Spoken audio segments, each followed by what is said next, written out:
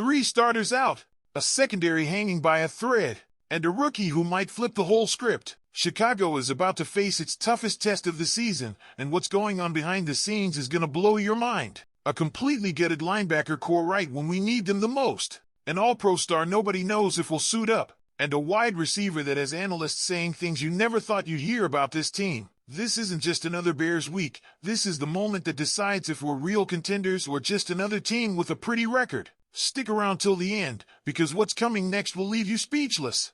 And if you're a real Bears fan, hit that like button now and subscribe, because this week is going to be historic. Look, I don't know if you all realize just how big this is. The Bears just confirmed they're going into the Steelers game without their three starting linebackers. Tremaine Edmunds, TJ Edwards, and Noah Sewell. All of them out. And I'm not talking about average dudes. I'm talking about the heart of our defense. Let me break it down. Tremaine Edmunds is having the best season of his career in Chicago, leads the team with 89 tackles, has 4 picks, and is tied with Nahshon Wright for second most interceptions in the entire NFL. So I ask you, how do you replace that kind of production? How do you replace a linebacker who finally found his groove on the weak side and is playing like a pro bowler? And it's not just Edmunds. TJ Edwards has been playing through a broken hand and a hamstring issue. Now Noah Sewell's got an elbow injury. It's like the universe said, you know what, Chicago? You've had enough good luck with that 7-3 record. Let's see what you're really made of. I think this is a trial by fire for Dennis Allen.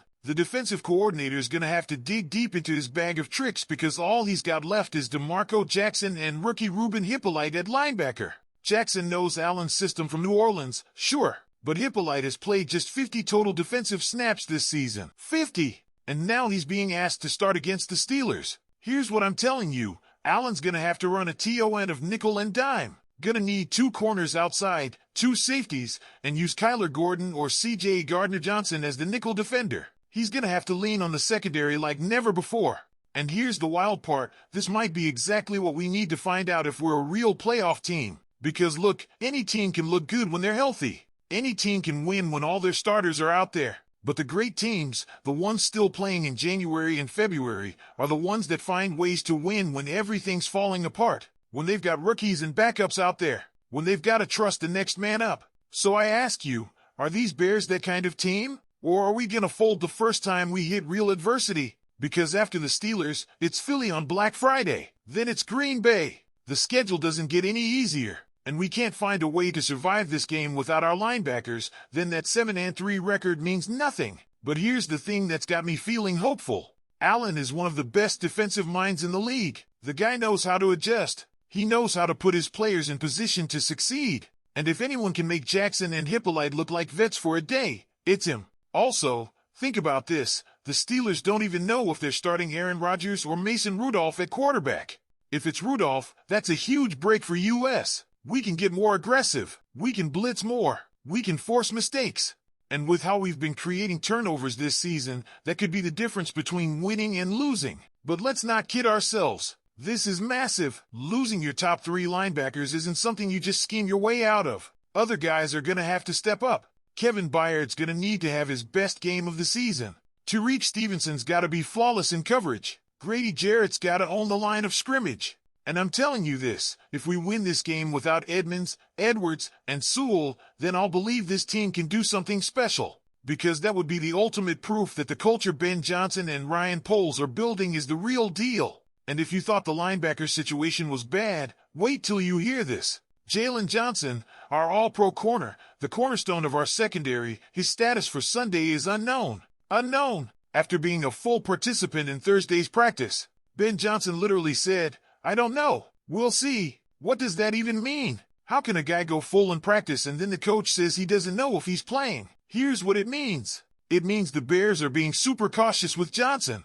And honestly, they should be. The guy's been out since week 2 when he aggravated his groin against Detroit. It's been 9 weeks. 9 weeks of our secondary trying to hold it together without our best corner. And now, just when we need him more than ever, just when we're about to face DK Metcalf and maybe Aaron Rodgers, we don't know if he's suiting up. But here's what's got me really worried. It's not just Johnson. Kyler Gordon's also on the injury report with a calf issue. He's been limited all week, so we might be without both of our top corners against one of the best receivers in the league. So I ask you, How are we supposed to cover Metcalf without Johnson or Gordon? Are we going to leave Tariq Stevenson on an island all game? Are we trusting Nazhan Wright to handle it solo? And here's what really bugs me. Johnson was a full participant on Thursday. Full. That means he did everything in practice. No limitations. And yet the coach can't say if he's playing? That tells me there's more going on. Maybe they're thinking long-term. Maybe they're saying, you know what, we've got Philly on Friday. We've got Green Bay after that. Maybe it's smarter to give Jalen one more week and make sure he's 100%. And I get that logic. It makes sense. But at the same time, we're 7-3. We're in playoff position right now. Every game matters. And if we lose to the Steelers because Johnson didn't play, and then he's back next week, how do you justify that? Look, I love Ben Johnson.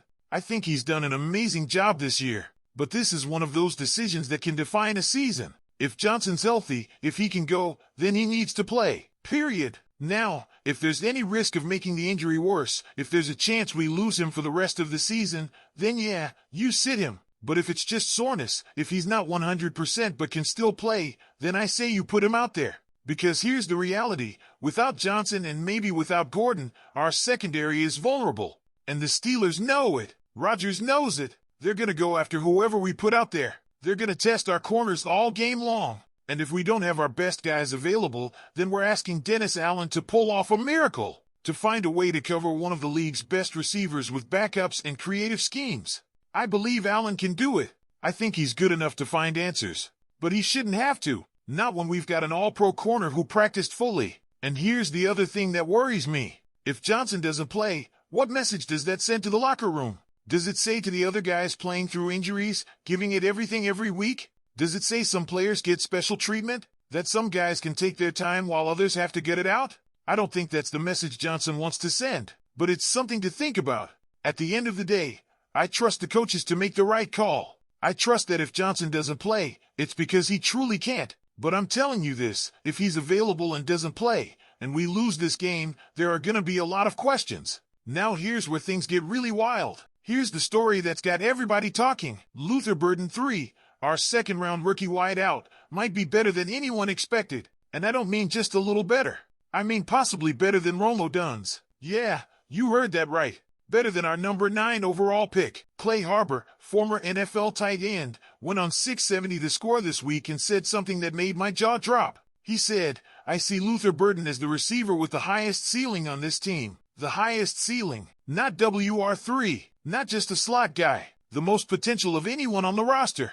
And when Marshall Harris asked if that meant Burden had more upside than Odunze, Harbor didn't back down. He said, he's a better route runner than Rome Odunze. Sorry. He's way more explosive, more twitchy, has been catching the ball better. Rome's a solid player, but he's not explosive or twitchy. Burden can play inside, outside, and he's dangerous after the catch. So I ask you, are you ready for that conversation? Are you ready to admit that maybe, just maybe, we picked the wrong receiver in the first round? Because look, I love Rome. I think he's going to be a great player in this league. But what I've seen from Burden the last few weeks is different. It's a different level of burst, a different level of separation, a different level of YAC ability. Burden had just 3 catches for 27 yards last week against Minnesota. He had a drop. But what I saw in that game was a receiver who's ready, who knows how to run routes against NFL coverage, who can win inside and outside, who can make plays after the catch. And here's what's got me most hyped. Ben Johnson is finally giving him chances. Burden played more snaps last week than in any other game this season. And I think that's just the beginning.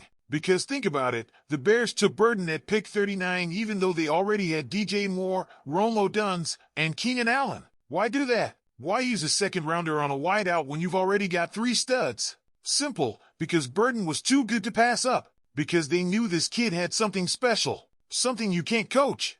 And now we're seeing it. We're seeing why Ryan Poles couldn't resist. Why he had to grab Burden even when it didn't look like a need. I'm telling you this, by the end of the season, Burden's going to be our WR2. He's going to leapfrog Odunze on the depth chart. Not because Rome's bad, but because Burden is just that good. Look, Harbor's right about one thing. Burden moves like a much smaller receiver. He's 6 feet tall, 210, but he moves like he's 5'9", 180. He's got that twitch, that suddenness, that change of direction ability you just can't teach. And his route running has been eye-opening these last few weeks playing outside. Everyone labeled him a slot guy coming out of Mizzou. but that was always too limiting. Burden can line up anywhere. Inside, outside, in motion. He's a complete receiver. Now, the key for Burden is earning the coach's trust. He's got to know his assignments. He's got to block. He's got to catch the ball when it comes his way. That drop last week can't become a habit. But I believe in this kid. I think he's got everything it takes to be a #1 receiver in this league. And if Harbor's right, if he really has more upside than O'Dunn's, then the Bears just found a GEM in the second round. And here's the craziest part. Burden's still learning, still adjusting to NFL speed, still building chemistry with Caleb Williams. Imagine what this guy's going to be in a year, in 2 years, when he fully understands the system and has that connection with our quarterback. So I ask you, could Burden be the next great Bears receiver? Could he finally be the explosive weapon Chicago's been chasing for years? I think so, and I think we're going to start seeing it this Sunday against the Steelers. Because with all these injuries, with all this uncertainty, somebody's got to step up. And I think that somebody is going to be Luther Burden III. Look, I just gave you 3 massive stories today. A linebacker core in shambles, a secondary up in the air, and a rookie who might change the future of this franchise. Now I want to hear from you. Can the Bears win this game against Pittsburgh without Edmonds, Edwards, and Sewell? Should Jalen Johnson play if he's healthy, or should we save him for Philly? And is Luther Burden III really better than Rome O'Dunn's? I want to hear your takes. I want to know what you think, because this is a family. This is a community of Bears fans who bleed navy and orange, and I need y'all to get involved. So drop your comments below. Tell me if you think we can win without our starting linebackers. Tell me if Johnson should suit up. Tell me if you're as hyped about Burden as I am. And if you're not subscribed to this channel yet, what are you waiting for? This is the spot for Bears news, real analysis, honest opinions, no fluff, just pure passion for this team. Hit that subscribe button now. Turn on the bell so you don't miss a single update, because I promise you, tomorrow we've got more bombs, more breakdowns, more exclusive content you won't find anywhere else. And smash that like button. Share this with your Bears fan friends, because we need the whole family here. Everyone informed, everyone ready for what's coming. Because this isn't just another Bears season. This is different. We've got Caleb Williams. We've got Ben Johnson. We're 7-3. And we've got a real shot to do something special. But we've got to stick together. We've got to back this team even when things get tough. Even when we lose 3 starting linebackers. Even when we don't know if our best corner's gonna play. Because that's what it means to be a Bears fan. That's what it means to be part of this city, this tradition, this family. So stay with me. Subscribe, comment, like, and get ready, because this Sunday is gonna be epic. Bear down, Chicago. I'll see you in the next video.